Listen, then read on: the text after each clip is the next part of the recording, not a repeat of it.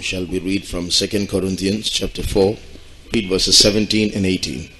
2 கொரிந்தியர் 4ஆம் அதிகாரம் 17ஆம் 18ஆம் வசனங்களை வாசிப்போம். மேலும் காணப்படுகிறவைகளை அல்ல, காணப்படாதவைகளை நோக்கி இருக்கிற நமக்கு அதிசீக்கிரத்தில் நீங்கும் லேசான நம்முடைய உபத்திரவம் மிகவும் அதிகமான நித்திய கனமகிமையை உண்டாக்குகிறது. ஏனெனில் காணப்படுகிறவைகள் அநித்தியமானவைகள், காணப்படாதவைகளோ நித்தியமானவைகள். For a light affliction which is but for a moment worketh for us a far more exceeding and eternal weight of glory, while we look not at the things which are seen, but at the things which are not seen. For the things which are seen are temporal, but the things which are not seen are eternal. Why do we have to suffer? ஏன் நாம் பாடுபட வேண்டும்? It is under this topic that we have been considering certain truths and realities in these days. இந்த நாட்களிலே இந்த தலைப்பின் கீழாக பல சத்தியங்களையும் பல நிஜங்களையும் நாம் படித்துக் கொண்டு வந்தோம். We have been discovering how we have to suffer. எப்படி நாம் பாடுபட வேண்டும் என்பதை குறித்தும் நாம் கண்டுபிடித்துக் கொண்டிருந்தோம். We have also been seeing how God is permitting these sufferings with some good reasons. எப்படி தேவன் ஏதோ நல்ல காரணங்களுக்காக பாடுகளை அனுமதிக்கிறார் என்பதை குறித்தும் நாம் படித்து வந்தோம். We all have our share of sufferings. We all have our crosses to carry. நாம் எல்லாருக்குமே பாடுகளில் ஒரு பங்குண்டு. நாம் எல்லாருக்குமே பாடுகளை அனுபவிக்கிறதான ஒரு முறையும் உண்டாயிருக்கிறது. Now, there are situations when God delivers us from trouble. சில சம்பவங்களில் தேவன் பிரச்சனைகளில் இருந்து நம்மை விடுவிக்கிறார். But there are some situations when God delivers us in trouble. சில சூழ்நிலைகளில் தேவன் பிரச்சனைகளிலேயே நம்மை விடுவிக்கிறார். Sometimes he keeps us away from danger. Sometimes he takes us into the danger and keeps us there. சில நேரங்களில் அவர் நம்மை ஆபத்திலிருந்து விலக்கி வைக்கிறார். சில நேரங்களில் நம்மை ஆபத்திலே வைத்து நம்மை நடத்துகிறார். He delivered Noah and his family from the water. நோவாவையும் அவன் குடும்பத்தையும் ஜலப்பிரளயத்திலிருந்து தேவன் விடுவித்தார். But he allowed Peter to fall into the water and then saved him. ஆனால் பேதுருவை தண்ணீரில் விழும்படி செய்து பின்பு அவனை மீட்டெடுத்தார். And he allowed Jonah to go underwater and remain there for some time, but kept him there also. யோனாவையோ 3 நாட்கள் தண்ணீருக்குள்ளாய் இருக்கும்படிக்கு அவனை தண்ணீருக்குள்ளே வைத்து பின்பு அவனை பாதுகாத்தார். So God leads different people in different ways. ஆகையினாலே தேவன் பல ஜனங்களை பலவிதமான விதத்தில் நடத்துகிறார். So we can't expect to be kept out of danger all the time. God will take us into danger sometimes. தேவன் நம்மை ஆபத்திலிருந்து விலக்கி வைத்தே இருக்க வேண்டும் என்று நாம் எதிர்பார்க்க கூடாது. சில நேரங்களில் ஆபத்தினூடாயும் தேவன் நம்மை நடத்துவார். Jesus also said, Father, if it be possible, let this cup of suffering pass from me. இயேசுவும் இப்படி சொன்னார், பிதாவே இந்த பாத்திரம் நீங்க கூடுமானால் நீங்கட்டும். And at the same time Jesus said, but not my will, Father, let your will be done. அதே நேரத்தில் இயேசு சொன்னார், ஆயினும் என் சித்தப்படி அல்ல உம்முடைய சித்தப்படியே ஆக கடவது. But the will of the Father was that the Son had to drink that cup. பிதாவின் சித்தம் என்னவென்று கேட்டால் கண்டிப்பாக குமாரன் அந்த பாத்திரத்தில் பானம் பண்ணத்தான் வேண்டும். And just like Jesus drank that cup and there was no deliverance, he had to die. There will be a time at the end of our life when we'll have to drink our last cup of suffering. There is no deliverance there. We shed our blood on the ground for Jesus. பிதாவின் சித்தம் என்னவென்று கேட்டால் இயேசு அந்த பாத்திரத்தில் பானம் பண்ணி அதிலே பாடுபட்டு மரிக்க வேண்டும் என்பதே அதே வண்ணமாக நம்மையும் கூட அந்த கடைசி பாத்திரமாகிய அந்த பாடினூடாய் சென்று கடைசியாக இயேசுவின் பாத தண்டையில் நம்மை கொண்டு போகிறார். So sometimes he will deliver us from trouble, sometimes he will deliver us in trouble, but at the end of our life there will be no deliverance.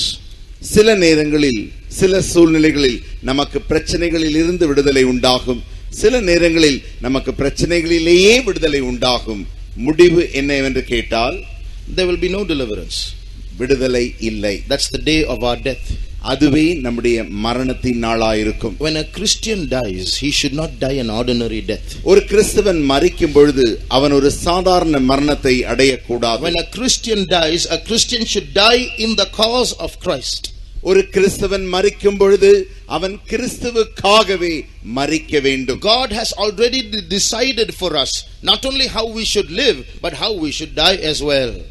நாம் எப்படி ஜீவிக்க வேண்டும் என்பதை மாத்திரம் தேவன் தீர்மானித்து வைத்து விடவில்லை, நாம் எப்படி ஜீவித்து மரிக்க வேண்டும் என்பதையும் அவர் தீர்மானித்து வைத்திருக்கிறார்.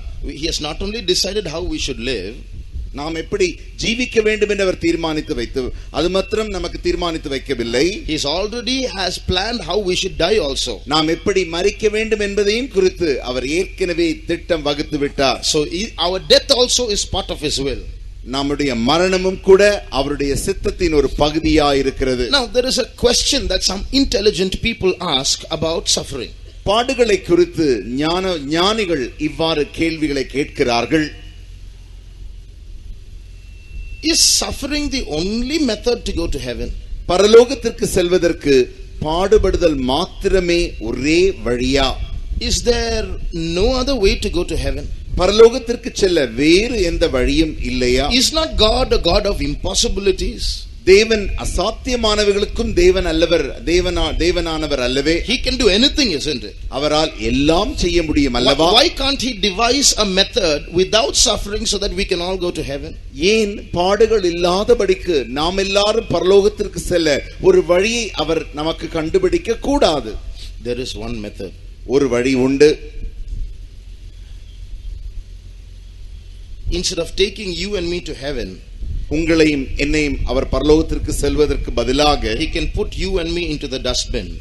உங்களையும் என்னையும் தூக்கி அவர் குப்பை தொட்டியில் போட்டு விடலாமே. And make someone else just like you, replicas of you and me, and start at Eden once again and take that generation to heaven. உன்னையும் என்னையும் போலவே அதே போலவே வேறு ஒரு ஆளை உருவாக்கி அந்த ஆளை அவர் பரலோகத்திற்கு கொண்டு போகலாமே. But there will be no originality in such a method. அப்படி அவர் செய்யும் பொழுது அதிலே ஒரு நிஜமான உண்மையான அந்த உண்மை இல்லை. Not only that, Satan will exercise a victory over the fallen man in that situation. He will say, I won over the first generation.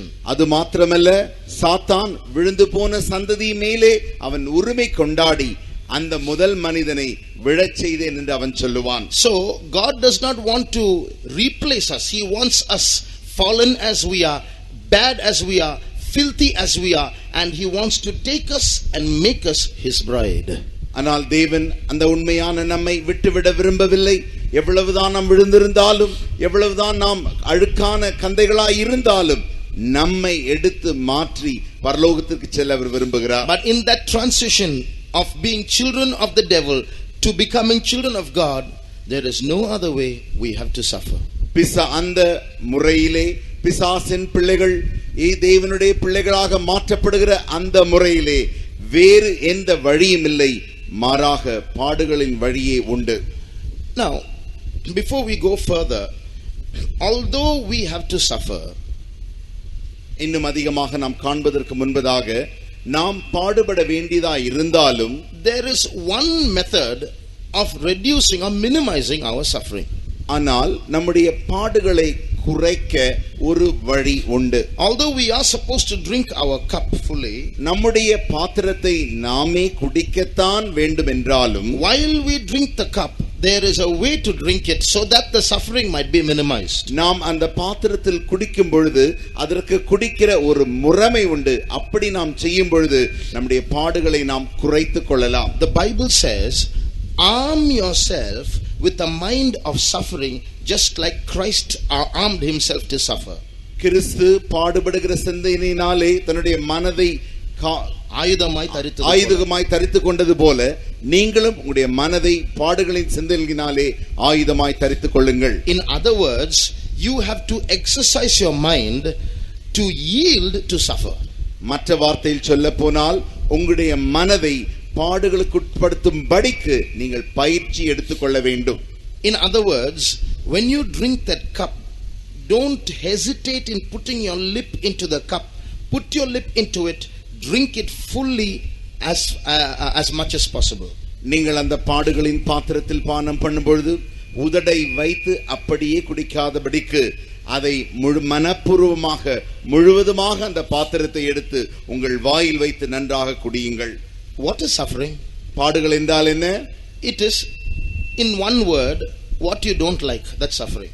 ஒரு வார்த்தையில் சொல்ல போனால் உங்களுக்கு என்ன பிடிக்காதோ அதுதான் பாடு என்று அழைக்கப்படுகிறது. Anything that happens in our life which we don't like is suffering. நம் விரும்பாத காரியம் எதுவாகிலும் எந்த காரியமாகிலும் நம்முடைய ஜீவிதத்தில் நடக்கும் பொழுது அதை நாம் பாடுகள் என்று சொல்கிறோம். But suppose we can somehow start liking what we don't like. நாம் விரும்பாத அந்த காரியத்தை நாம் விரும்ப ஆரம்பித்து விட்டோமானால் then we won't suffer. அப்படியானால் நாம் பாடுபட வேண்டியதில்லை. So if we should start liking what we don't like, நாம் விரும்பாத அந்த காரியங்களை நாம் விரும்ப தொடங்கிவிட்டால், in other words, when suffering comes our way, don't run away, don't hesitate, don't cry, yield fully, and you will see a way out to minimize the suffering. மற்ற வார்த்தைகளில் சொல்ல போனால் பாடுகள் வரும்பொழுது அதை விட்டு ஓடி போக விலகி போக முயற்சிக்காமல் மாறாக அந்த பாடுகளுக்கு நம்மை ஒப்பு கொடுத்து அதை மனப்பூர்வமாய் நாம் ஏற்றுக்கொள்ளும் பொழுது நம்முடைய பாடுகளை நாம் குறைக்க முடியும். I have been to the meteorological department. நான் தொழில்நிலை that is the weather department. Where they measure the temperature in a day and they forecast storms and sunlight and so on. தட்பவெப்ப நிலைகளை அறியக்கூடியதான அந்த துறைக்கு நான் போயிருந்தேன். And I saw the diagram, a picture or a photograph of a storm. ஒரு பெரிதான புயலை குறித்ததான ஒரு பெரிய படத்தை நான் அங்கு கண்டேன்.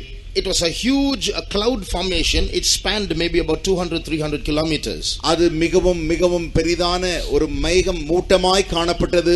அது 200 அல்லது 300 கிலோமீட்டர் தூரத்திற்கு பறந்திருந்தது. The center of it was a circle, an empty space. அதற்கு நடுவிலே ஒரு வட்டமாக வெற்றிடம் காணப்பட்டது. That's called the eye of the storm. அதுதான் அந்த புயலின் கண்ணா இருக்கிறது. You know what is amazing about such a storm? அப்படிப்பட்டதான புயலின் ஆச்சரியம் என்னவென்றால், all around the eye there will be terrible wind. அதை அந்த கண்ணை சுற்றிலும் அந்த வட்டத்தை சுற்றிலும் மிகவும் பயங்கரமான காற்றுகள் உண்டாயிருக்கும். But in the eye of the storm there is no cloud, you can see the blue sky. You'll be right in the middle of the storm, but there'll be no wind, you can see the stars in the night. ஆனால் அந்த வெற்றிடத்தின் நடுவில் நீங்கள் வரும்பொழுது அதன் மூலமாக புயலின் அந்த கண்ணின் நடுவிற்கு நீங்கள் வரும்பொழுது அதில் மிக வெற்றிடமாக இருக்கிறதுனாலே அதன் நடுவிலிருந்து நீங்கள் வானத்தையும் நன்றாக பார்க்க முடியும். அங்கே ஒரு காற்றும் இருக்காது. No clouds, no rain, no wind. அங்கே ஒரு மேகமும் இல்லை, மழையும் இல்லை, காற்றும் இல்லை. In the same way, in every trial, in every suffering, in every storm that blows against our life, there is a center point which when we yield to go right through the storm, you won't suffer. அதே வண்ணமாக நமக்கு வருகிறதான ஒவ்வொரு சோதனைகளின் மத்தியிலும், ஒவ்வொரு பாடுகளின் மத்தியிலும், ஒவ்வொரு புயலின் மத்தியிலும் அந்த புயலுக்கு நடுவாக இருக்கிற அதனூடாய் நாம் போய் அந்த நடுவே நாம் போகும் பொழுது we won't suffer. நாம் பாடப்பட மாட்டோம். Or the suffering will be bearable. அல்லது அந்த பாடுகள் நம்மால் சகிக்க கூடியதாய் இருக்கும். I once had a conversation with one of our former chief pastors, Pastor Don. ஒரு முறை நம்முடைய தலைமை பாஸ்டர்களாய் இருந்த பாஸ்டர் டான் அவர்களிடத்திலே நான் சம்பாஷணை செய்து கொண்டிருந்தேன். He was explaining various kinds of sufferings that he went through. அவர் போனதான பலவிதமான பாடுகளை குறித்து அவர் எனக்கு விளக்கம் சொல்லிக் கொண்டிருந்தார். There was an occasion when two people pointed a knife, one in front of him, one at his back. ஒரு முறை ஒரு சூழ்நிலையில் இரண்டு பேர் வந்து அவர்கள் துப்பாக்கி கொண்டு வந்து ஒருவன் அவருக்கு முன்பாக வைத்து மற்றொருவன் அவருக்கு பின்பாக வைத்து நின்று கொண்டிருக்கிறான். There was another occasion where he was stranded on an island. மற்ற ஒரு சூழ்நிலையிலே அவர் ஒரு தீவிலே நாடு கடத்தப்பட்டார். There was another occasion when he had no clothes to wear. அவருக்கு மற்ற ஒரு சூழ்நிலை உண்டாயிருந்தது. அங்கே அவருக்கு வஸ்திரங்கள் தரிக்கக்கூடிய வஸ்திரங்களும் இல்லாதிருந்தது. He had washed his clothes in the night and was sleeping in a railway station and was washing his one set of clothes in the public tap, and in the night he hung it up to dry so that he can put the same set of garments in the morning. When he got up, a thief had taken away those garments. அவர் தனக்கு மாற்று வஸ்திரம் இல்லாதபடியால் ஒரு முறை அவர் அந்த ரயில் நிலையத்திற்கு சென்று அங்கே இரவிலே தங்கி அந்த இரவிலே போய் தன்னுடைய துணியை கழுவி வைத்து அதை காய வைத்து விட்டு உட்கார்ந்திருந்தார். அதிகாலையில் போய் அந்த வஸ்திரத்தை மாற்ற எடுக்கும் பொழுது அந்த வஸ்திரத்தை திருடன் எடுத்துக்கொண்டு போய் விட்டான். He also told me of an incident when he was in a huge ground, many times this size, the size of this ground, and there were 2 planes chasing him for 1 hour, trying to kill him. Planes, fighter planes. அவர் ஒரு முறை இதைவிட பெரிதான மிகவும் பெரிதான ஒரு மைதானத்தில் அவரை அங்கே 2 சண்டையிடுகிற விமானங்கள் அவரை நோக்கி அவரை கொல்லும்படி முயற்சி செய்து கொண்டிருந்தனவாம். But not one bullet hit him. ஒரு குண்டு கூட அவர் மேல் பாயவில்லை. There was a time when he slept without clothes in the snow. வஸ்திரம் இல்லாதபடிக்கு அவர் பனிகளின் அந்த குளிரின் மத்தியிலே தூங்கிக் கொண்டிருந்திருக்கிறார். There was a time when he was traveling by a ship and the ship got caught in a terrible storm. ஒரு முறை அவர் கப்பலிலே பிரயாணம் செய்து கொண்டிருந்த பொழுது அந்த கப்பல் நடுக்கடலிலே புயலிலே மாட்டிக்கொண்டதாம். People were vomiting, things were breaking all over the ship.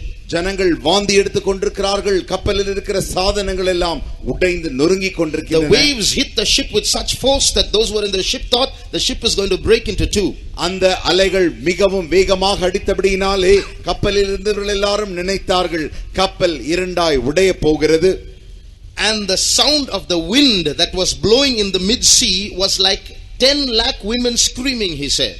அவர் சொன்னார் அந்த கப்பல் அந்த புயல் காற்றானது வீசுகிற சத்தத்தை அவர் கேட்ட பொழுது அது எப்படி இருந்தது என்றால் ஏறக்குறைய 10 லட்சம் சகோதரிமார் நின்று கதறி கொண்டிருக்கிறது போல அப்படிப்பட்ட சத்தமாய் அந்த நடுக்கடலில் இருந்ததாம். But after going through all these paths, இப்படி இவர் எல்லா பாதைகளில் போன பிறகு, now listen carefully, இப்பொழுது கவனமாய் கேளுங்கள். after saying all these sufferings, இந்த பாடுகள் எல்லாவற்றையும் இவர் சொல்லிவிட்டு, this is the most important line. இதுதான் மிக முக்கியமான வரியா இருக்கிறது. Please listen, don't be distracted. யாரே கவனத்தை நீங்கள் திசை திருப்ப வேண்டாம், கவனமாய் கேளுங்கள். After explaining all these sufferings, இவர் தன்னுடைய எல்லா பாடுகளையும் விவரமாய் சொல்லிவிட்டு, pastor said, I have one complaint against God. அவர் சொன்னார், தேவனுக்கு விரோதமாக எனக்கு ஒரே ஒரு புகார் இருக்கிறது. He never lets me suffer. அவர் என்னை பாட அனுபவிக்க விடுகிறதே இல்லை. And what was that he was describing till now? இதுவரைக்கும் அவர் சொல்லிக் கொண்டிருந்தாரே, அது என்ன? And he says God doesn't let me suffer. கர்த்தர் என்னை பாட அனுபவிக்க விடுகிறதில்லை என்று சொல்கிறார். Then he said this secret, when you surrender to suffer, you don't suffer. அப்பொழுது அவர் இந்த ரகசியத்தை சொல்லிக் கொடுத்தார். நீ பாட அனுபவிப்பதற்காக உன்னை நீ ஒப்பு கொடுப்பாயேயானால் நீ பாட அனுபவிக்க வேண்டியதே இல்லை. So brother, sister, don't run away from suffering. Drink your cup fully, drink it well. சகோதரனே சகோதரியே, பாடை கண்டு நீ ஓடிவிட வேண்டாம், விலகிவிட வேண்டாம். உன்னுடைய பாத்திரத்தை குடி, நன்றாய் குடிப்பாயாக. If there's a storm blowing in your life, surrender to walk right through it.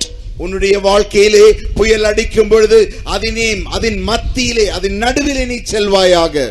Now coming back to the question, இப்பொழுது அந்த கேள்விக்கு நாம் திரும்ப வரும் பொழுது, is there no other method of God taking us to heaven by avoiding sufferings? பாடுகள் இல்லாதபடிக்கு வேறு ஏதாகிலும் வழியிலே தேவன் நம்மை பரலோகம் கொண்டு செல்ல வழி இருக்கிறதா?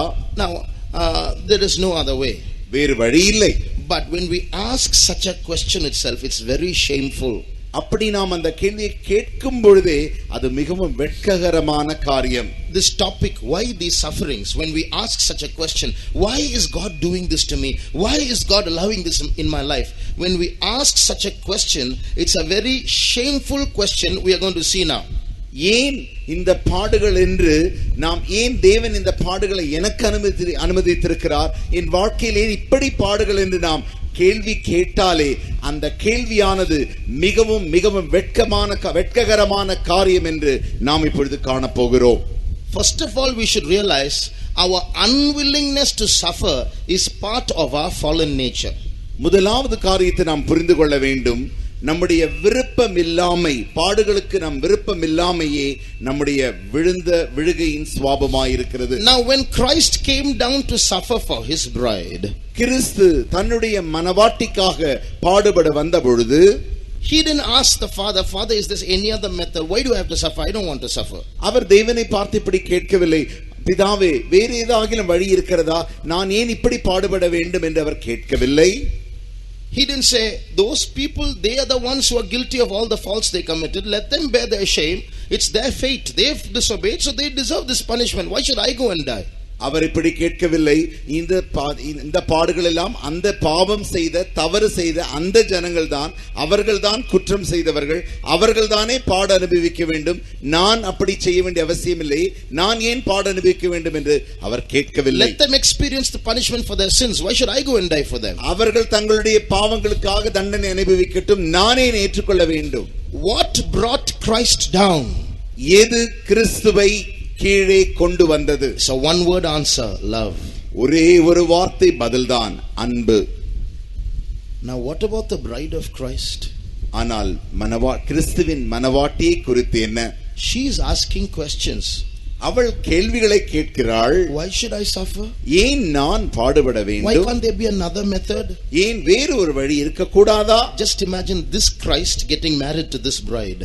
யோசித்து பாருங்கள், இந்த கிறிஸ்து இந்த மனவாட்டியோடு கூட விவாகம் செய்து கொள்கிறார். This Christ, so willing to suffer for his bride, came down and suffered when it was absolutely not necessary for him.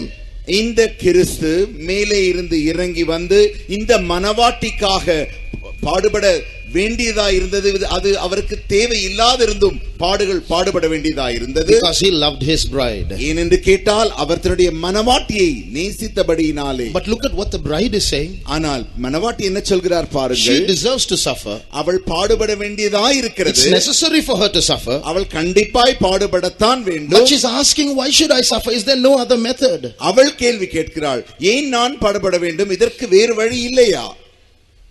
See how shameful that question is. எவ்வளவு வெட்ககரமான கேள்வி பாருங்கள். Why does the bride ask that question? ஏன் இந்த மனவாட்டி இந்த கேள்வியை கேட்கிறாள்? The bride does not love the bridegroom sufficiently. மனவாட்டியானவள் மனவாளனை அந்த அளவுக்கு எவ்வளவு வேண்டுமோ அந்த அளவு போதுமான அளவிற்கு அவரை அவள் நேசிக்கவில்லை. The bride does not love the bridegroom like the bridegroom loved the bride.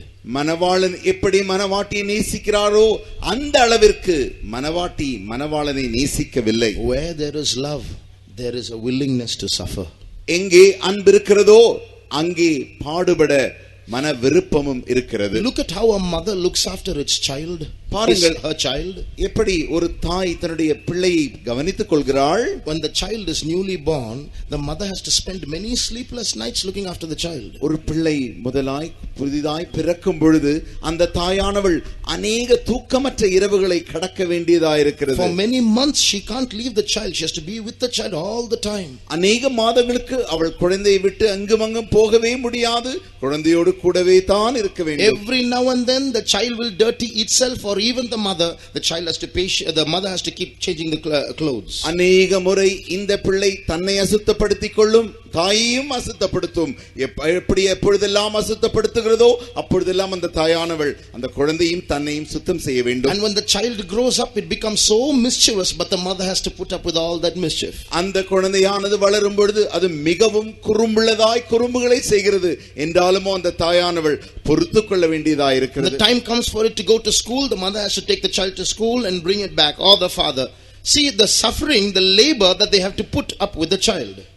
இந்த பிள்ளை வளரும் பொழுது இப்பொழுது பள்ளிக்கு போக வேண்டும். தாயோ தகப்பனோ இவளை பள்ளிக்கு கொண்டு போய் திரும்ப கொண்டு வர வேண்டும். பாருங்கள் எவ்வளவு வேலைகளை, எவ்வளவு பாடுகளை பெற்றோர்கள் சகிக்க வேண்டியதாக இருக்கிறது. Has any mother ever said, this is too much for me, I can't bear it, and take the child and sell it away?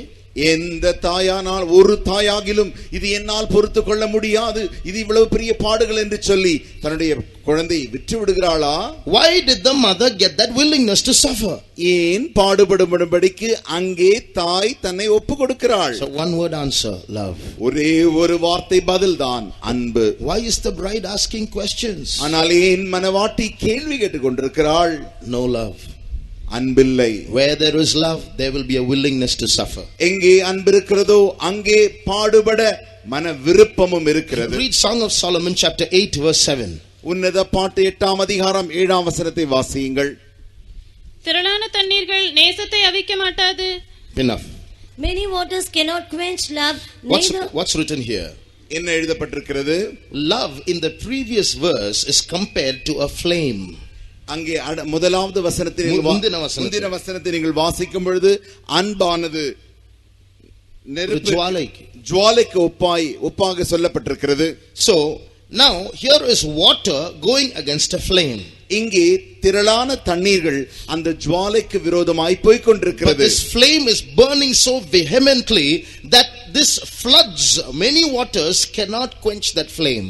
அந்த ஜுவாலை அந்த அக்கினியானது மிகவும் நன்றாக எரிந்து பற்றி எரிந்து கொண்டிருக்கிறபடினாலே திரளான தண்ணீர்களும் வெள்ளங்களும் அதை அவிக்க மாட்டாதே. Floods are the sufferings that one encounters. தண்ணீர்களானது ஒருவன் மேற்கொண்டு போகிறதான பாடுகளாய் இருக்கிறது. Look at Jesus.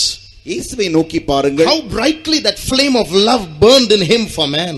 மனிதனுக்காக அவருடைய அன்பு எவ்வளவு அதிகமாக பிரகாசமாக அவருக்குள் ஜுவாலையாய் எரிந்து கொண்டிருந்தது. Many waters came against him. திரளான தண்ணீர்கள் அவருக்கு விரோதமாய் வந்தது. He came to love, but all he got was hatred. அவர் அன்பிற்காக வந்தார், அவருக்கு கிடைத்ததெல்லாம் வெறுப்புதான். He got more enemies than friends. அவருக்கு அநேக சத்துருக்கள் தான் கிடைத்தார்களே தவிர நண்பர்கள் அல்ல.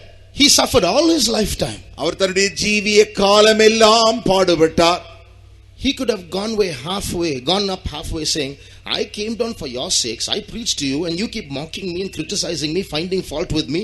I'm not going to be here anymore. And he could have gone away, isn't it? அவர் பாதி வழியிலே சொல்லியிருக்கலாமே, நான் உனக்காக உன்னை அன்பு கூர்ந்து உனக்காக வந்தேன், நீயோ என்னை கேலி செய்து என்னை வெறுத்து என்னை அன்பு கூறாமல் இருக்கிறபடினாலே அவர் போயிருக்கலாமே.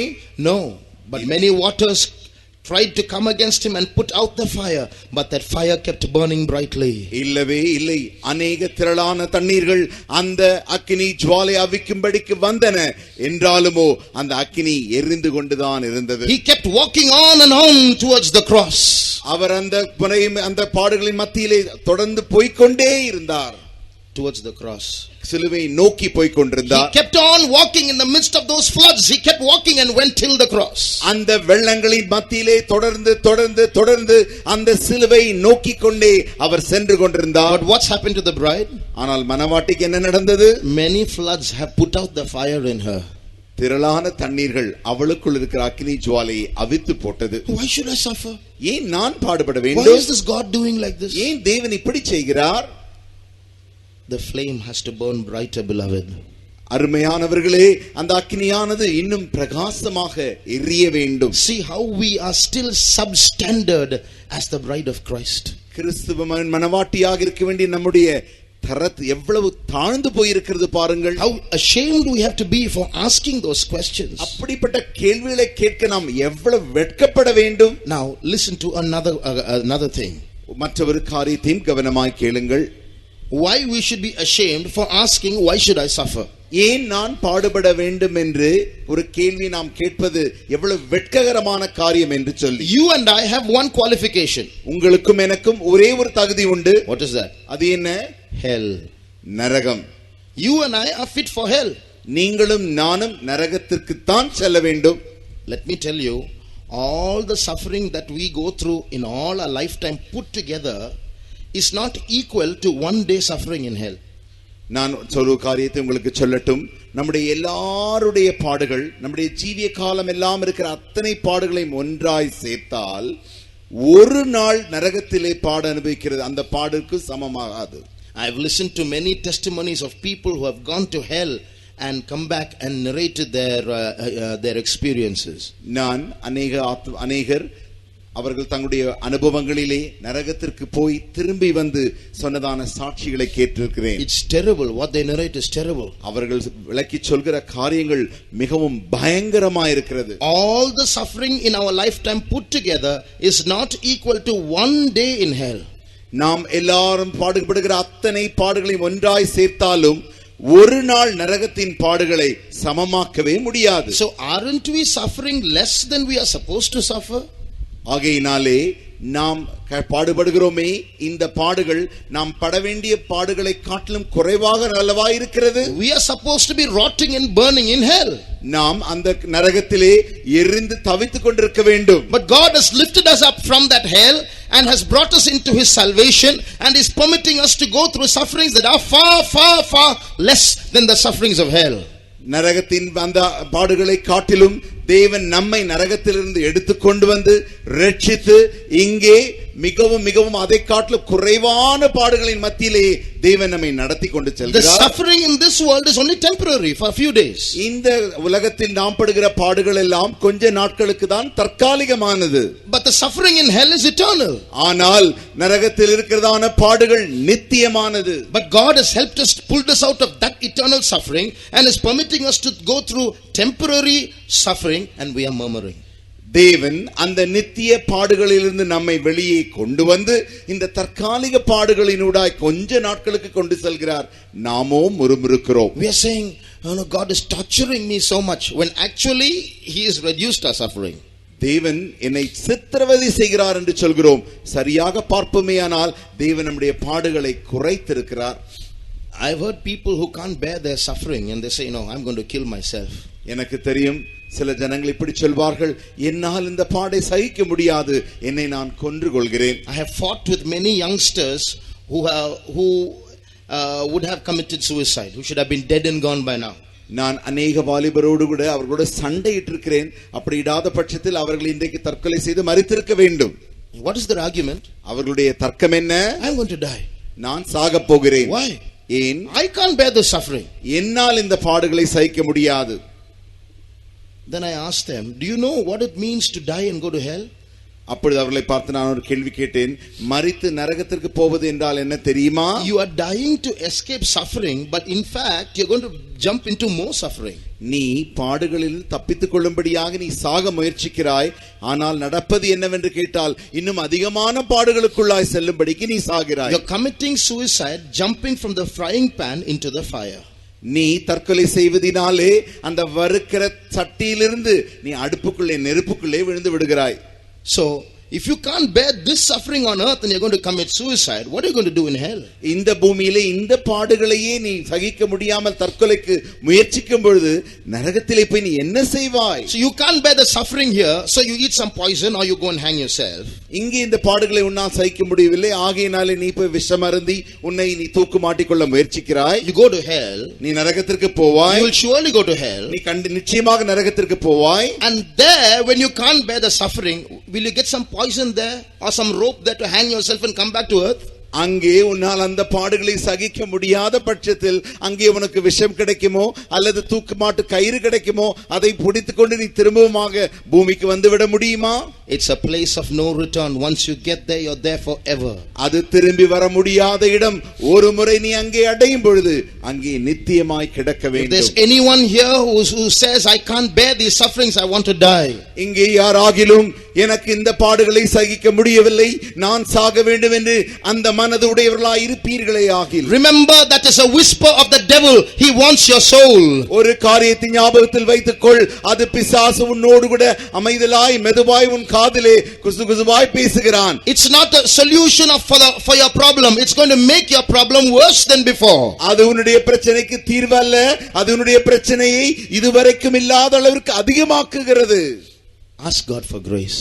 தேவனிடத்திலே கிருபைக்காய் கேட்பாயாக. That's the third thing that we have to see in our suffering. அதைத்தான் மூன்றாவது காரியம் நம்முடைய பாடுகளின் மத்தியில் நாம் காணப்போவது. When we suffer, when God takes us through suffering, தேவன் நாம் பாடுபடும் பொழுது தேவன் நம்மை பாடுகளின் ஊடாய் கொண்டு செல்லும் பொழுது, so that we might not feel the pinch of the flame, அந்த அக்னியின் அந்த கொஞ்சத்தின் கூட நாம் உஷ்ணத்தை நாம் அனுபவிக்காதபடிக்கு, so that we might not get burnt up by the flame, அந்த அக்னியினாலே நாம் எரிந்து விடாதபடிக்கு, he says, my grace is sufficient for you. அவர் சொல்கிறார், என் கிருபை உனக்கு போதும். I know one believer who was on his deathbed. எனக்கு தெரியும் ஒரு விசுவாசி தன்னுடைய மரண படுக்கையில் இருந்தார். He was dying of cancer. அவர் புற்றுநோயினாலே செத்துக் கொண்டிருந்தார். So one of his relatives came and asked him, how are you bearing this pain? அப்பொழுது அவருடைய சொந்தக்காரர் வந்து ஒருவர் கேட்டார், எப்படி இந்த வேதனை நீ பொறுத்துக் கொள்கிறாய்? He said, grace is my painkiller. அவர் சொன்னார், கிருபைதான் என்னுடைய வலி கொல்லியாய் இருக்கிறது. So God has given us grace in the midst of all our suffering that can kill the pain that we actually ought to bear. தேவன் நம்முடைய எல்லா பாடுகளின் மத்தியிலேயும் அந்த பாடை நாம் சகித்துக் கொள்ளும்படிக்கு அந்த வலி கொல்லியாகிய கிருபையை நமக்கு தருகிறார். There's a story of a young girl. ஒரு வாலிப சகோதரியின் ஒரு கதை உண்டு. It truly took place. அது உண்மையா நிஜமான நடந்த சரித்திரம். Her name is Annie Johnson Flint. அவளுடைய பெயர்தான் Annie Johnson Flint. When she was young, she was separated from her parents. அவள் சிறு பிள்ளையாய் இருக்கும் பொழுதே அவள் பெற்றோர்களிடத்திலிருந்து பிரிக்கப்பட்டாள். She was brought up by foster parents. அவளுடைய வளர்ப்பு பெற்றோர்களால் அவள் வளர்த்தெடுக்கப்பட்டாள். In her school days itself, both the foster parents died one after the other in quick succession. அவள் பள்ளியில் படித்துக் கொண்டிருக்கும் பொழுதுதானே அந்த வளர்ப்பு பெற்றோர்கள் ஒன்றன் பின் ஒன்றாக சட்டென்று மாண்டு போனார்கள். She had to be, and very soon she developed 3 or 4 diseases together in her body. அது மாத்திரமல்ல, அதற்கு அடுத்த காலங்களில் அதிசீக்கிரத்தில் 3 அல்லது 4 பெரிய வியாதிகளை தன்னுடைய சரீரத்தில் அவள் பொறுக்க வேண்டியதா இருந்தது. She had ulcers in her stomach. அவளுடைய வயிற்றிலே அல்சர் வியாதி இருந்தது. She had cancer. அவளுக்கு புற்றுநோயும் இருந்தது. She had paralysis in the body. அவள் பக்கவாத நோயினால் வாதிக்கப்பட்டாள். And doctor said you'll have to spend your lifetime within 4 walls. You can't move out of here anymore. வைத்தியர்கள் சொன்னார்கள், 4 சுவர்களின் மத்தியிலே தான் நீ உன்னுடைய வாழ்க்கை காலம் எல்லாம் நடத்த வேண்டும், உனக்கு வெளியே வர முடியவே முடியாது. Just imagine a young girl's life. She could have enjoyed life. All her hopes and dreams of doing well were shattered. யோசித்து பாருங்கள், ஒரு சிறு வாலிப சகோதரியின் அவளுடைய வாழ்க்கையை நோக்கி பாருங்கள். அவளுடைய எல்லா சொப்பனங்கள், அவளுடைய எல்லா எண்ணங்கள் எல்லாம் கொன்று போடப்பட்டன. அனுபவிப்பதற்கு மாறாக கஷ்டப்பட்டு கொண்டிருக்கிறாள். What would you and I have done in that situation? அப்படிப்பட்டதான சூழ்நிலையிலே நீங்களும் நானும் என்ன செய்திருப்போம்? We would have fired question after question at God. தேவனை நோக்கி கேள்வி மேல் கேள்வியை நாம் குறிவைத்து சுட்டிருப்போம். But I'm going to tell you of the grace that surrounded that young girl. ஆனால் அந்த வாலிப சகோதரியை சுற்றிலும் இருக்கிறதான அந்த கிருபையை குறித்து நான் உங்களுக்கு சொல்ல போகிறேன். In that situation where she lost 2 sets of parents, அந்த சூழ்நிலையிலே 2 கூட்டத்தாராகிய பெற்றோர்களை அவள் இழந்து போனாள். where her young days were shattered by sickness, அவளுடைய சிறு பிராயமே வியாதியினாலே சிதறடிக்கப்பட்டது. she had to be locked in within 4 walls surrounded by many pillows, and that was her life. அவள் தன்னுடைய வாழ்க்கையெல்லாம் 4 தலவாணிகளை வைத்து 4 சுவர்களுக்கு மத்தியிலே தான் கிடக்க வேண்டியதாய் இருந்தது. She composed a song in that bed. அந்த படுக்கையிலே அவள் ஒரு பாட்டை இயற்றினாள். He giveth more grace when the burdens grow greater. என்னுடைய பாரங்கள் பெரிதாக பெரிதாக அவர் எனக்கு கிருபையை இன்னும் பெரிதாக அதிகமாக தந்து கொண்டிருக்கிறார். He sendeth more strength when the labors increase. வேலை பெருகும் பொழுது அவர் எனக்கு அதிக பலனை தந்து கொண்டிருக்கிறார். To added affliction he addeth his mercy. எனக்கு நெருக்கத்தை இன்னும் அதிகமாக்குவதற்கு பதிலாக நெருக்கங்கள் அதிகமாகும் போது அவர் எனக்கு இரக்கங்களை அதிகமாக்குகிறார். To multiply trials his multiplied peace. சோதனைகள் பெருகும் பொழுது அவர் சமாதானத்தை எனக்குள் பெருக்குகிறார். And the chorus goes like this. இந்த பல்லவி இவ்வாறு போகிறது. His love has no limit. அவருடைய அன்பிற்கு அளவே இல்லை. His grace has no measure. அவருடைய கிருபைக்கு எல்லையே இல்லை. His power has no boundary known to man. மனிதனுக்கு அறிந்ததான எல்லை குறிகள் அவருடைய வல்லமைக்கு வைக்கவே முடியாது. But out of his infinite riches in Jesus, அவருடைய முடிவில்லாத இயேசுவின் ஐஸ்வரியத்தினாலே he giveth and giveth and giveth again. மறுபடியுமாக அவர் கொடுக்கிறார் கொடுக்கிறார் கொடுத்து கொண்டே இருக்கிறார். How can such a song come out of such a pathetic girl? எப்படி இப்படிப்பட்டதான ஒரு பாட்டு இப்படி நிலவரத்தில் கிடக்கிற ஒரு சகோதரியிடத்திலிருந்து வர முடியும்? That's the grace of Jesus. அதுதான் இயேசுவின் கிருபை. Why can't we ask Jesus for that grace? ஏன் நாம் இயேசுவினிடத்தில் அந்த கிருபைக்காக கேட்க கூடாது? He says my grace is enough for you for every situation. He's the God of all grace, means he has the grace to cover us in any kind of situation. அவர் சொன்னார், சகல கிருபையின் அவர் தேவனாய் இருக்கிறபடியினாலே நாம் எந்த சூழ்நிலையில் போனாலும் அவருடைய கிருபை நமக்கு அங்கே போதுமானதாக தான் இருக்க வேண்டும். So he surrounds us by that grace. Instead of receiving that grace and resting in that suffering, we say, why these sufferings? அவர் நம்மை கிருபையினால் மூடிக்கொள்கிறார். அந்த கிருபையை பெற்று கிருபையினூடாய் நாம் பாடுகளின் மத்தியிலே போவதற்கு பதிலாக அவரை பார்த்து ஏன் இந்த பாடுகள் என்று நாம் கேள்விகளை கேட்கிறோம். Receive his grace. அவருடைய கிருபையை நாம் பெற்றுக்கொள்வோம். Not only that, அது மாத்திரமல்ல, very soon there is a tribulation period coming. அதி சீக்கிரமாக உபத்திரவ காலம் வந்து கொண்டிருக்கிறது. The Antichrist is going to come and rule this world. அந்தி கிறிஸ்து வந்து அவன் இந்த உலகத்தை ஆளுகை செய்ய போகிறார். If you and I are left behind, நீங்களும் நானும் கைவிடப்படுவோமே ஆகில், Pentecostal believers will be tasty food for the Antichrist. அந்தி கிறிஸ்துவுக்கு பெந்தேகோஸ்தே விசுவாசிகள் தான் மிகவும் ருசியுள்ள பதார்த்தங்கள். You will suffer when you are left behind in many ways that you will not have suffered while on earth. இந்த பூமியில் இருக்கும் பொழுதே நீ அனுபவிக்காத அநேக பாடுகளை அநேக விதங்களிலே அந்த காலங்களில் நீ பாட அனுபவிக்க வேண்டியதாயிருக்கும். The agony of being left behind. கைவிடப்பட்டதின் வேதனை. I attended so many meetings. எத்தனையோ கூட்டங்களில் நான் பங்கு பெற்றேன். I knew Jesus will come. இயேசு வருவார் என்று நான் அறிந்திருந்தேன். I knew what I had to do to get ready. ஆயத்தமாவதற்கு என்ன செய்ய வேண்டும் என்று நான் அறிந்திருந்தேன். But I was careless. ஆனால் நான் கவனமில்லாமல் இருந்தேன். Lord, will I not get one more chance? ஆண்டவரே, இன்னும் எனக்கு ஒரு தருணம் தர மாட்டீரோ? Jesus, I will change my life. இயேசுவே, என்னுடைய வாழ்க்கை ஜீவியத்தை நான் மாற்றி கொள்ளுகிறேன். Jesus, only one more chance. இயேசுவே, ஒரே ஒரு தருணம் மாத்திரம் தாரும். No, the grace period is shut. The grace door of grace is shut. இல்லவே இல்லை. கிருபையின் காலம் முடிந்து விட்டது. கிருபையின் வாசல் அடைத்து விட்டது. Before that day comes, அந்த நாள் வரும் முன்பதாக, God is taking us through less suffering so that we can get caught up and avoid the greater suffering of the tribulation period. அந்த உபத்திரவ காலத்தின் பெரிய பாடுகளிலிருந்து நாம் மீட்டுக் கொள்ளும்படியாக தேவன் நம்மை இந்த பூமியிலே சிறிய பாடுகளினூடாய் நடத்தி கொண்டிருக்கிறார். We are so lazy to go through the sufferings of this present time. What guarantee is there that we will endure the suffering of the Antichrist and refuse to take the mark? இந்த பூமியில் தானே நாம் செல்கிறதான இந்த பாடுகளை ஏற்றுக்கொள்வதற்கு நாம் எவ்வளவோ சோம்பேறித்தனமாயிருக்கிறோமே. எப்படி நாம் அந்தி கிறிஸ்துவின் காலத்திலே அவனுடைய முத்திரை தரிக்கும்படியாக அவ்வளவு பெரிய பாடுகளினூடாய் நாம் செல்ல முடியும்? The danger is there. We might even give in. அங்கே ஆபத்து இருக்கிறது. ஒருவேளை நாம் அவனுக்கே நம்மை விட்டு கொடுப்போம். So to avoid that, God is allowing sufferings in our life. Let's suffer well. அதை விட்டு விலக்கும்படியாக தேவன் நம்மை இந்த பாடுகளினூடாய் நம்மை நடத்துகிறார். To avoid that suffering, let's suffer today. அந்த பாடுகளிலிருந்து தவிர்க்கும்படியாக இன்றைக்கு இந்த பாடுகளை நாம் ஏற்றுக்கொள்வோமா? Fifthly, ஐந்தாவதாக, coming to our key verse, நம்முடைய தொடக்க வசனத்திற்கு வரும் பொழுது what is written there? அங்கே என்ன எழுதப்பட்டிருக்கிறது? It is written that all our suffering is working out a glory in our life. நம்முடைய எல்லா உபத்திரவங்களும் நம்முடைய ஜீவியத்தில் மகிமையை உண்டாக்குகிறதா? So we are not suffering in vain.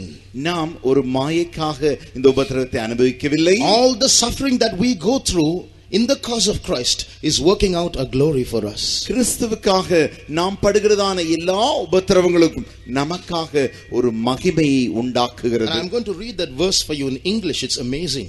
நான் ஆங்கிலத்தில் இந்த வசனத்தை உங்களுக்கு வாசிக்க போகிறேன். அது மிகவும் அழகாக ஆச்சரியமாய் இருக்கிறது. I've heard some people saying, "Oh, I've suffered all my lifetime." எனக்கு சில ஜனங்கள் சொல்லி நான் கேட்டிருக்கிறேன், என் வாழ்க்கை காலம் எல்லாம் நான் பாடுபட்டிருக்கிறேன். I've seen some other people saying like this, "Oh, no one should suffer like I suffered." சிலர் இப்படியும் சொல்லி நான் கேட்டிருக்கிறேன், நான் பட்டது போல இந்த பாடுகளை வேறு யாரும் படக்கூடாது. That's like, giving the suffering a very good position. அது எப்படி இருக்கிறது என்றால், தான் படுகிறதான பாடுகளுக்கு ஒரு நல்ல பதவி ஸ்தானம் தருவது போல. But what did St. Paul say? ஆனால் பரிசுத்த பவுல் என்ன சொல்கிறார்? We have not suffered like St. Paul. பரிசுத்த பவுலை போல நாம் பாடுபடவில்லை. But all that big suffering that he goes through, அவர் போனதான பெரிய உபத்திரவங்கள் எல்லாம், he didn't say, "All my ministry I've been suffering." அவர் சொல்லவில்லை, என்னுடைய ஊழிய காலம் எல்லாம் நான் பாடுபட்டேன். He never said, "No one should suffer like me." என்னை போல யாரும் பாடுபடக்கூடாது என்று அவர் சொல்லவில்லை. He says, "This light affliction which is but for a moment." இந்த லேசான உபத்திரவம் அதிசீக்கிரத்தில் நீங்கும் லேசான உபத்திரவம். In Tamil it is அதிசீக்கிரத்தில் நீங்கும். In English it is momentary. தமிழிலே அதிசீக்கிரத்தில் நீங்கும் என்று எழுதியிருக்கிறது. ஆனால் ஆங்கிலத்திலே க்ஷணப்பொழுதில் நீங்கும் என்று எழுதியிருக்கிறது. All our lifetime suffering which we magnify so much and give it a pedestal and glorify it, he calls it, he despises that suffering. This light affliction, it's momentary affliction. நாம் படுகிறதான எல்லா பாடுகளையும் அதிகமாய் தூக்கி உயர்த்தி மேன்மையாய் பேசுகிறோமே, அவை எல்லாவற்றையும் அவர் சொல்லுகிறார் அதிசீக்கிரத்தில் க்ஷணப்பொழுதில் நீங்கும் லேசான உபத்திரவம். In return for that, what does God give us? அதற்கு பதிலாக தேவன் நமக்கு என்ன தருகிறார்?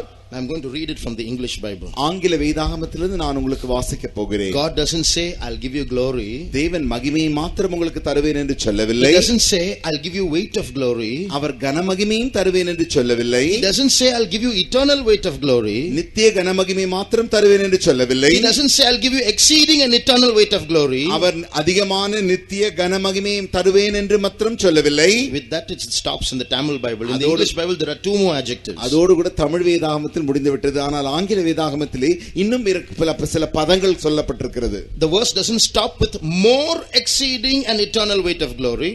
அங்கே அதிகமான நித்திய கனமகிமை என்று ஆங்கிலத்தில் நிறுத்திவிடவில்லை. It says far more exceeding and eternal weight of glory. Two words, far more. ஆங்கிலத்தில் நீங்கள் பார்த்தால் இன்னும் 2 பதங்கள், அளவிட முடியாத மிகவும் அதிகமான நித்திய கன மகிமை. Now the Bible won't tell lies. வேதம் பொய் சொல்லாது. Bible won't exaggerate. வேதம் உயர்த்தி பேசாது. When the Bible says something, it's the truth. வேதம் ஒரு காரியத்தை சொல்லுமானால் அது சத்தியமாகத்தான் இருக்க வேண்டும். To put it in a nutshell, சுருக்கமாக சொல்ல போனால், the glory that we are going to receive in eternity is going to be so great that when we go up there in heaven and look at that glory, we're going to ask Jesus, I didn't suffer for all this. மகிமை தேவன் நமக்கு பரலோகத்திலே போகும்பொழுது தருவாரே, அந்த மகிமையை நாம் பெற்றுக்கொள்ளும் பொழுது, அதை நாம் நம்மிடத்தில் கிடைக்கும் பொழுது நாம் இயேசுவை பார்த்து சொல்லுவோம், இயேசுவே இவ்வளவு பெரிய மகிமை பெற்றுக்கொள்ளும்படிக்கு நான் பாடுபடவில்லையே. Pastor T.U. Thomas used to give a very good example about this. இதை குறித்து பாஸ்டர் T.U. தாமஸ் அவர்கள் ஒரு நல்ல உதாரணத்தை சொல்வார்கள். Instead of rejoicing in the glory that we are going to get, we forget that glory and we are murmuring here, I'm suffering all the time. அந்த மகிமையை நினைத்து கண்டு அதிலே நாம் களிகூறுவதற்கு மாறாக நாம் நம்முடைய உபத்திரவத்தை நினைத்து தேவனை நோக்கி முறுமுறுக்கிறோம். Suppose the government offers 10 lakhs of rupees as compensation money if anyone spits on your face. உதாரணமாக யாராகிலும் வந்து உன்னுடைய முகத்தில் துப்புவார்கள். அப்படி துப்புவதை நீ ஏற்றுக்கொண்டால் உனக்கு 10 லட்சம் ரூபாய் துப்பினால் 10 லட்சம் ரூபாய் உனக்கு தரப்படும் என்று சொல்லி அரசாங்கம் சொல்லுமே ஆகில், you're walking on the road, நீங்கள் தெருவில் நடந்து கொண்டிருக்கிறீர்கள், someone spits on your face, திடீரென்று ஒருவர் உங்கள் முகத்தில் துப்பி விடுகிறார். will you get angry with him? அவனிடத்தில் உடனே உங்களுக்கு கோபம் வந்து விடுமா? How dare you do this? எவ்வளவு தைரியம் என்மேல் இப்படி செய்து விட்டாய்? You won't say that. நீங்கள் அப்படி சொல்ல மாட்டீர்கள். You'll go and hug him and say, thank you so much, I was waiting for someone to spit on me. அவரிடத்திலே ஓடி போய் அவரை கட்டி தழுவிக்கொண்டு, மிக்க நன்றி, இப்படி யாரும் செய்ய மாட்டார்களா என்று நான் எதிர்பார்த்து கொண்டிருந்தேன். If you want, I'll give you 1 lakh. உனக்கு வேண்டுமானால் நான் 1 லட்சம் ரூபாய் கூட தருகிறேன். In the same way, அதே வண்ணமாக, when God has promised us so much of glory, we have lost a vision of what we are going to get up there in eternity, and we are murmuring about the suffering that we are going through here. தேவன் நித்தியத்திலே நமக்கு எவ்வளவுக்கு அதிகமான மகிமை நமக்கு வாக்குத்தத்தம் செய்திருக்கிறார், அதை நாம் பெற்றுக்கொள்வதற்கு, அதை குறித்து நாம் தரிசனம் செய்வதற்கு மாறாக இந்த உலகத்தில் இருக்கிற உபத்திரவத்திலேயே நாம் முறுமுறுக்கிறோம். Isn't it shameful? அது மிகவும் வெட்கமான காரியம் அல்லவா? We should be rejoicing in suffering. நம் பாடுகளிலே களிகூற வேண்டும். One day, one boy preached the gospel to 3 students in a college. ஒரு நாள் ஒரு பையன் தன்னுடைய கல்லூரியில் இருக்கிறதான 3 சக மாணவர்களுக்கு அவன் வேதத்தை குறித்து பிரசங்கித்தான். Those 3 boys took water baptism. அந்த 3 சகோதரர்களும் தண்ணீர் ஞானஸ்நானம் எடுத்துக்கொண்டார்கள். They belonged to another religion. அவர்கள் வேறு மதத்தை சேர்ந்தவர்கள். So the college management came to know about it and said, we must make an inquiry. How can this be done? கல்லூரி நிர்வாகம் இதை அறிய வந்தபடியினாலே உடனடியாக அவர்கள் சொன்னார்கள், இதை குறித்து நாங்கள் விசாரணை நடத்த வேண்டும், எப்படி நீ இப்படி செய்யலாம்? So the boy got very scared. The boy who told the gospel to those other 3. சுவிசேஷத்தை மற்ற 3 பேருக்கு அறிவித்த அந்த தம்பி பயந்து போனான். He went to one of the pastors of our mission. நம்முடைய சபையை சேர்ந்த ஒரு பாஸ்டர் இடத்துல அவன் போனான். Pastor, please pray for me. They are saying that I might even get kicked out of the college. Pastor எனக்காக ஜெபம் பண்ணுங்கள், என்னை கல்லூரியிலிருந்தே வெளியே விரட்டி அடிக்க போகிறார்கள். Pastor said, பாஸ்டர் சொன்னார், when people rise up against you and speak evil against you falsely, the Bible says, leap for joy. Doesn't say go and get prayed for by a pastor. வேதம் சொல்லுகிறது, உனக்கு விரோதமாக ஜனங்கள் உன்னை தவறாய் குற்றம் சாட்டும் பொழுது leap for joy. சந்தோஷப்படுங்கள். leap for joy. துள்ளி குதியுங்கள். சந்தோஷத்திற்காக துள்ளி குதியுங்கள். It doesn't say go and get prayed for by a pastor. அங்கே போய் அவர்கள் பாஸ்டரிடத்தில் ஜெபம் பண்ணுங்கள் என்று சொல்லவில்லை. So that pastor didn't pray for that brother. அந்த சகோதரனுக்காக pastor ஜெபிக்கவில்லை. You are supposed to leap for joy. At this time you are coming for prayer. நீ சந்தோஷத்துக்காக துள்ளி குதிக்க வேண்டுமே, மாறாக ஜெபிக்க வந்திருக்கிறாயே. See how our attitude is wrong towards suffering. பாடுகளை குறித்த நம்முடைய கண்ணோட்டம் எவ்வளவு தவறாய் இருக்கிறது பாருங்கள். We should be rejoicing. God has given us the privilege to suffer.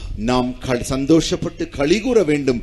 பாடுபடும்படிக்கு தேவன் நமக்கு தருணத்தை தந்திருக்கிறார். Now in the days we suffer, நாம் பாடுபடுகிற அந்த நாட்களிலே there is a way we can suffer meaningfully. நாம் அர்த்தமுள்ளதாக அந்த பாடுகளை அனுபவிக்க முடியும். We are not just supposed to sit there and allow the devil to shoot arrows and bear it all. அங்கே உட்கார்ந்து கொண்டு சாத்தான் பிசாசானவன் எல்லா அம்புகளையும் எய்யும்படிக்கு அப்படியே நாம் பொறுத்து கொண்டு உட்கார வேண்டியதல்ல. What does the Bible say? வேதம் என்ன சொல்கிறது? They passing through the valley of tears convert that valley of tears into a well. அவர்கள் தங்களுடைய கண்ணீரின் பள்ளத்தாக்குகளை ஊற்றாய் மாற்றுகிறார்கள். So a Christian should have the ability to go through suffering and convert that suffering into a very productive, useful situation. ஒரு கிறிஸ்தவன் அப்படிப்பட்டதான பாடுகளினூடாய் கண்ணீரின் அந்த சம்பவங்களினூடாய் போகும் பொழுது அவை கண்ணீரின் பள்ளத்தாக்குகளை அவன் நன்றாக மாற்றிக்கொள்ள வேண்டும், நீரூற்றாக மாற்றிக்கொள்ள வேண்டும். So there is a saying in English. ஆங்கிலத்தில் இப்படி ஒரு பழமொழி உண்டு. The wind and the waves are always on the side of the ablest navigators. In other words, when a ship is traveling in the sea, மற்ற வார்த்தைகளில் ஒரு காற்றும் அடிக்கிற புயல் எல்லாமே ஓட்டுகிற அந்த மாலுமிக்கு சாதகமாக இருக்கிறது என்றுதான் ஆங்கிலத்தில் சொல்லப்படுகிறது. If the ship captain or the navigator is a good navigator, he will never say the waves are against me, the wind is against me.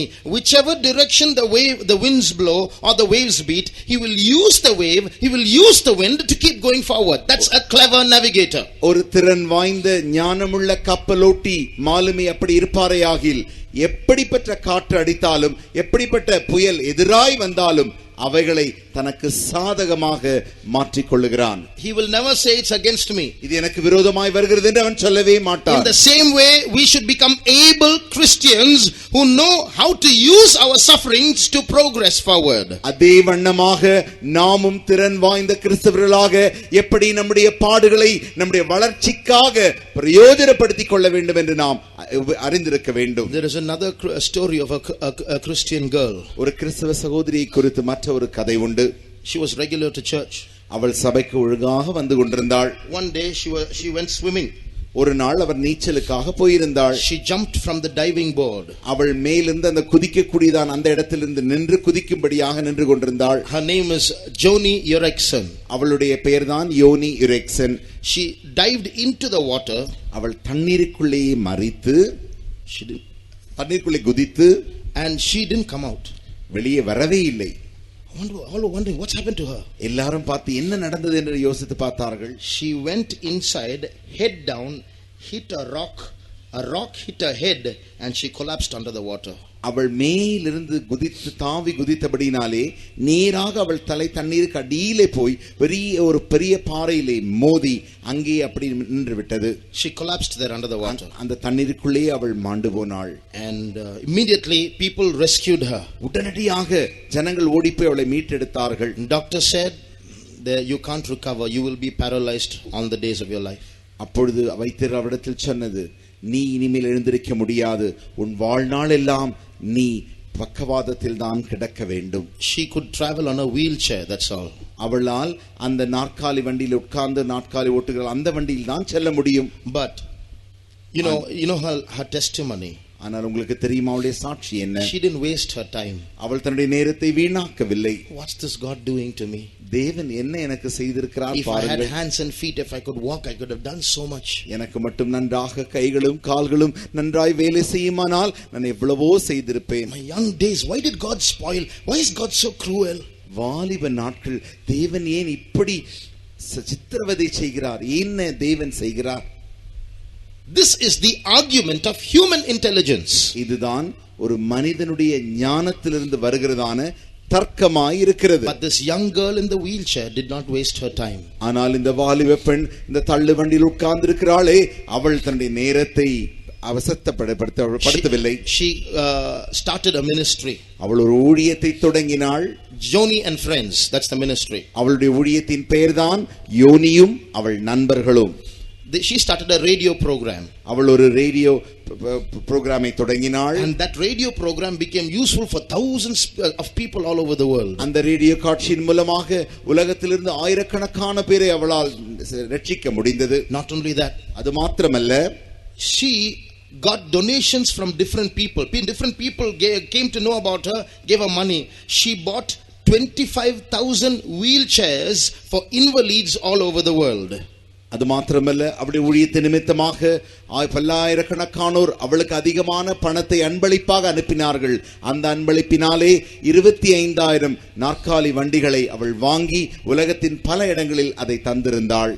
Not only that, அது மாத்திரமல்ல, she started a home to accommodate orphans and disabled people. பெற்றோரால் கைவிடப்பட்ட இப்படி முடியாம ஊனமுற்ற அநேகருக்காக ஒரு வீடையும் அவள் ஆயத்தப்படுத்தினாள். Not only that, அது மாத்திரமல்ல, she acted in a movie which was the testimony of her own life. அவள் தன்னுடைய ஜீவித்தின் சாட்சியை ஒரு சினிமாவாக நடித்தும் காட்டினாள். Not only that, அது மாத்திரமல்ல, she learned how to brush paint with her teeth, and many world famous paintings came out of her brushing with her teeth. அவளுடைய பற்களினாலே நன்றாக படங்களை வரையக்கூடிய அளவிற்கு அவள் திறனுடையவளாய் உலகத்திலே மிகவும் பிரபலமான படங்களை வரைந்து அதை விற்கக்கூடியவளாக இருந்தாள். Not only that, அது மாத்திரமல்ல, she has written more than about 30 books.